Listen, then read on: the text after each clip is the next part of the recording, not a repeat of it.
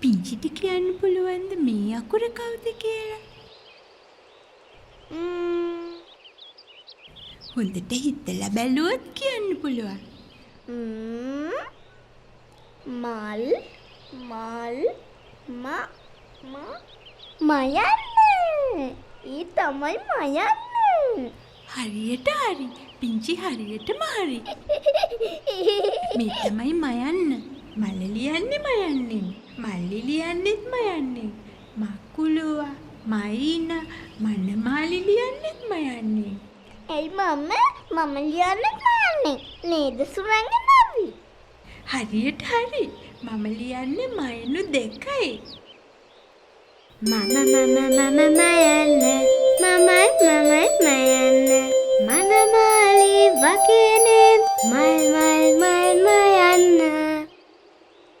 මලක් තියෙනවා, මල්ලි එනවා, නටුවෙන් කඩලා මල මට දෙනවා. ඒ මල මම මගේ කුණ්ඩේ ගහනවා. මකුළු හාමි අර මට හිනෙනවා.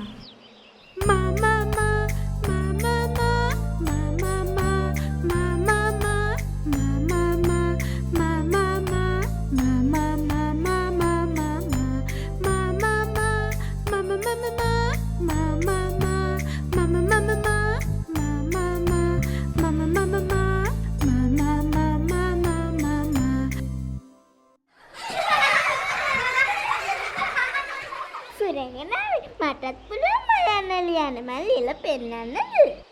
හා ලියන්න කොහෙනම්? කෝ බලන්න. හරියට හරි. පිංචි හරියටම ලිව්වා. බොහොම හොඳයි. පිංචි දැන් අකුරේ යාළුවෝ ගොඩක් හඳුරනව නේද? ඔව් දැන් ගොඩක් හඳුනනවා. මේ ඉන්නේ. ඔන්න බලන්න.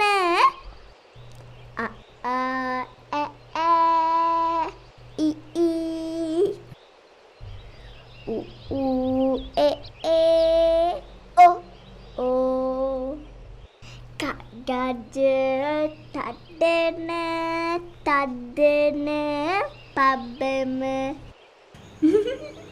පිංචිට මතකයිද ලියන හැටි? කග්ගච්ඡ තද්දන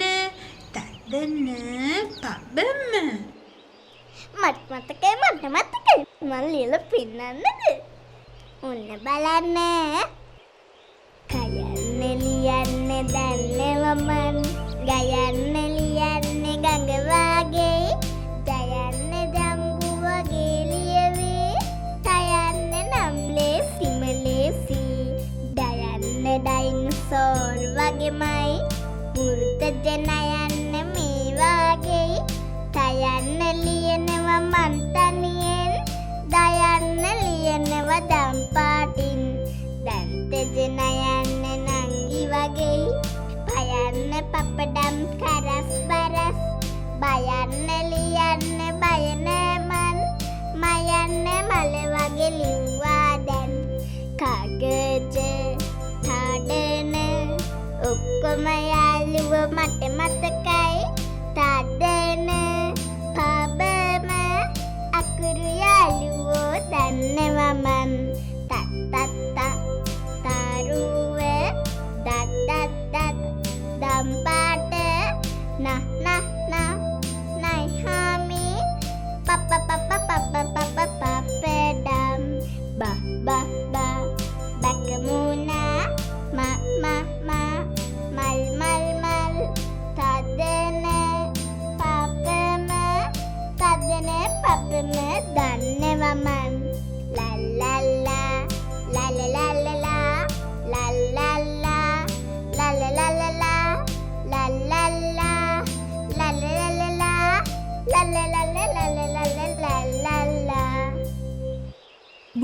හොඳයි. පිංචිලා දැන් අකුරු ගොඩක් දන්නවා. ඔව් අපි දැන් අකුරු යාළුව ගොඩක් දන්නවා. අනේ සුරංගනා දැන් අපිට කතාවක් කියලා දෙන්නකෝ. අනේ කතාවක් කියන්න ඕනේ. හරි එහෙනම් මං අකුරු කතාවක් කියන්නද? කියන්න අකුරු කතාවක් කියන්න. ඔන්න එහෙනම් අහගන්නකෝ. හරි අපි අහගෙන ඉන්නේ.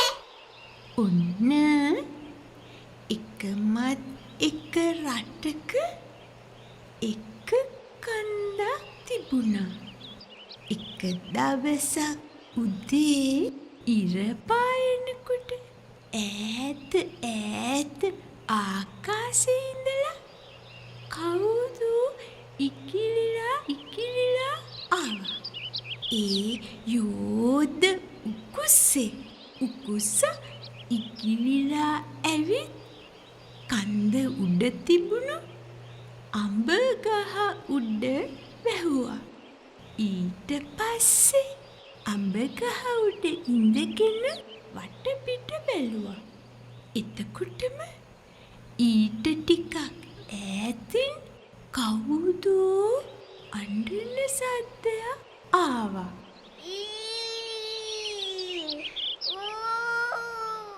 කවුදෝ අඬනවා. උකුස්සා ආයෙත් ආගෙන හිටියා.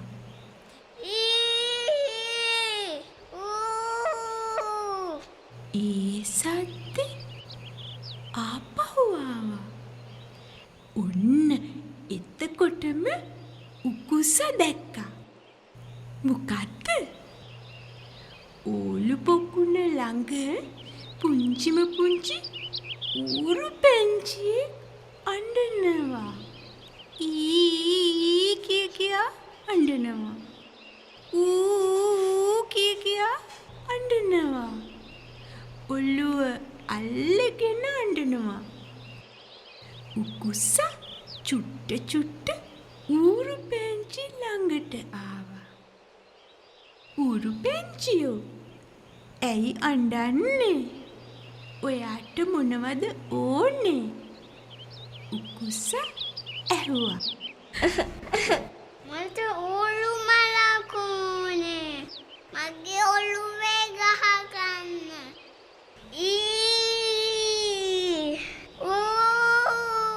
ඌරු පැංචි අඬා කිව්වා. අයියෝ ඔලු මලක්ද ඕනේ? මම දෙන්නම්. උකුස්සා ඉක්මනට ඉගිලිලා ගිහින් ඕලු පොකුණෙන් ලස්සන ඕලු මලක් කඩලා ඌරු පැංචිට දුන්නා. ඌරු පැංචිට හරි සතුටුයි. එයා ඕලු මල ඔළුවේ ගහගෙන සතුටින් කෑ ගහමින් කැලේට දිව්වා. ඌරු පැංචිට ස්තුතියි කියන්න අමතක වුණා. නෑ ආපහු ඇවිත් ස්තුතියි කිව්වා.